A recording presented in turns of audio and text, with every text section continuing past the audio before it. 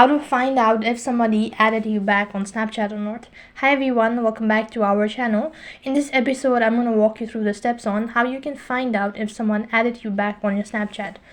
In order to do this procedure, all you have to do is make sure that your application is completely up to date and then go ahead and log in into your Snapchat account. Once logged into your Snapchat account, click on the Bitmoji icon from the top left hand side corner of your screen, and here it's going to take you to the profile page. So basically, when you actually add friend on your Snapchat, then you'll be notified with a small notification stating that the user has actually added you back. However, if you're unable to see that option or the notification, then what you can do is go to your profile, and from here you can go to my friends, and after that you can just go ahead and type in the particular user that you've actually added, and then if you see their profile name, it means that they have actually added you on their friend list, or that they actually added you back on the Snapchat.